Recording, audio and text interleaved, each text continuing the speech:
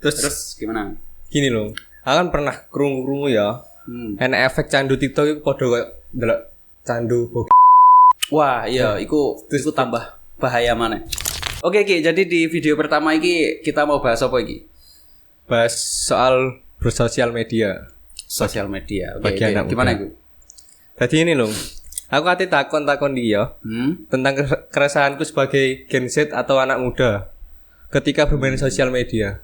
Oke, gimana itu? Jadi gini, piye carane bagi waktu bersosial media dengan dunia nyata, kira-kira sing dibutuhkan berapa jam sih loh bagi anak muda untuk bersosmed itu? Idealnya dan harusnya ya. Baiknya berapa jam untuk bersosial media?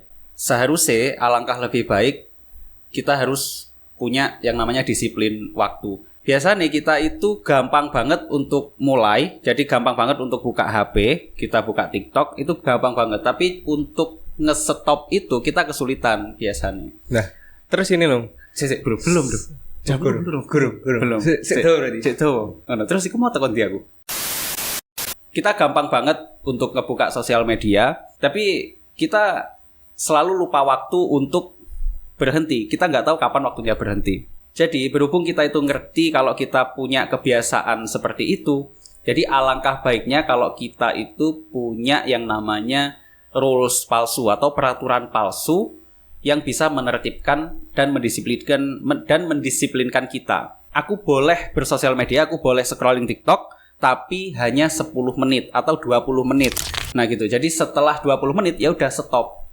Dan itu harus dan itu wajib karena itu peraturan palsu yang kamu buat sendiri untuk mendisiplinkan kamu punya keseharian gitu. Atau juga bisa kalau di TikTok nih kita juga bisa pakai berapa scroll.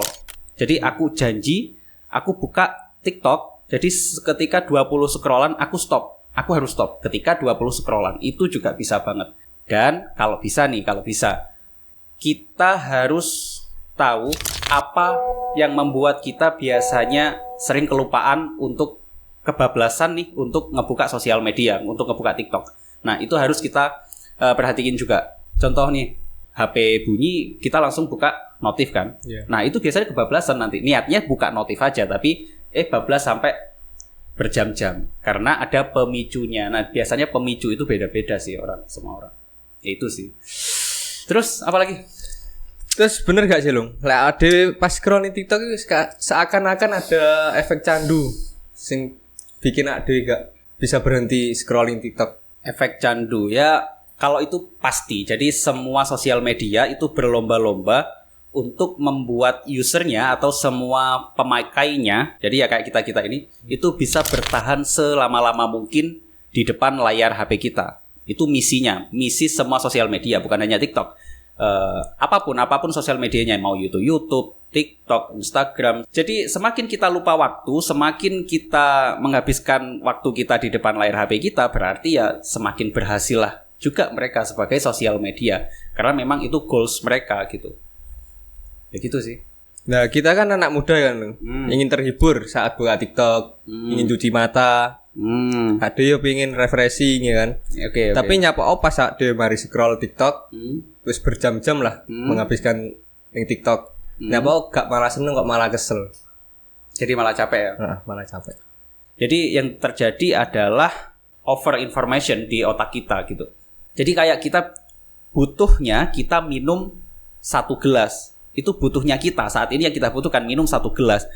Tapi satu-satunya wadah minum itu galon yang ada, yaitu TikTok gitu perumpamanya. Jadi kita minum dari galon tersebut. Ya gimana? Yang masuk ya 1 gelas itu, yang lain tumpah gitu.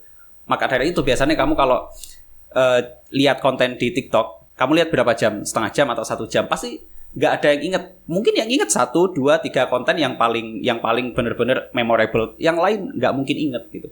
Karena kamu nggak bisa konsumsi, otak kamu nggak mungkin bisa konsumsi konten yang sebegitu banyaknya. Itu sih yang ada tambah capek. Capek mana ya? Terus gimana?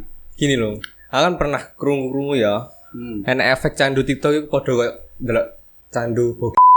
Wah, iya, itu tambah bahaya mana? Jadi TikTok itu juga bisa mempunyai efek yang sama dengan saat kita bermain game, saat kita berhubungan seks. atau saat kita nonton bokep. Itu salah satunya. Jadi dopamin yang ada di otak kita itu benar-benar terstimulasi, di mana itu juga bisa kita dapetin ketika kita TikTokan, ketika kita scrolling di FYP TikTok. Bahayanya TikTok ini bahkan bisa melebihi bahayanya saat kita nonton bokep efeknya. Kenapa seperti itu? Karena gini, kita tahu nonton bokep itu kan salah ya. Nonton film gituan itu kan salah. Nah, maka dari itulah biasanya kita nonton sembunyi-sembunyi dong, nggak mungkin kok di ruang tamu, nggak mungkin sama depan orang tua. Depan orang tua itu nggak mungkin gitu. Jadi kita pasti selalu cari tempat yang sendiri di kamar, tutup pintu, terus kita nonton. Oke, pasti kan. Pol, kamu nonton itu sekian menit, 1 jam, itu maksimal mungkin 1 jam. Oke kan? Fix ya, setuju ya? Fix, setuju. Tapi kalau TikTok, kamu bisa TikTokan di depan orang tuamu, kamu bisa TikTokan di depan pacarmu, kamu bisa TikTokan di sekolah, di tempat kerja, kapanpun dan dimanapun. Padahal efeknya itu sama, di otakmu itu sama ngefeknya. Gitu sih. Nah terus si jari ini TikTok itu ngebuat mental anak muda menjadi mental tempe loh. Bener gak sih? Kalau itu sih sepertinya tergantung sih. Jadi tergantung apa yang ada di FYP TikTok kita. Jadi kalau yang ada di FYP TikTok kita itu positif, positif vibes lah, ya kita positif. Itu karena tontonan kita positif. Asal porsinya pas ya, yang kayak yang tak bilang di awal tadi. Jadi kita tahu kapan harus mulai, tapi kita juga tahu kapan harus berhenti. Gitu. Jadi mau itu baik, mau itu buruk, FYP TikToknya positif atau negatif. Tapi kalau kita nggak tahu waktu, scrolling terus tetap walaupun itu baik ya jadi jelek juga karena kita nggak ingat apa yang udah kita tonton tadi gitu loh. Apakah benar bisa FYP TikTok menjadikan mental anak menjadi mental penakut, mental tempe dan lain semacamnya? Ya bisa juga, tergantung FYP kamu apa gitu. Secara sadar nih di TikTok itu lebih banyak kan konten negatif apa konten positif? Banyak negatif. Negatif. Nah maka dariku biasanya ada orang ada masalah dikit buat story, buat konten, buat story, buat konten. Nah, ini cuman masalah satu orang. Satu orang bikin konten ini dilihat sama berapa orang? Ribuan orang. Banyak orang.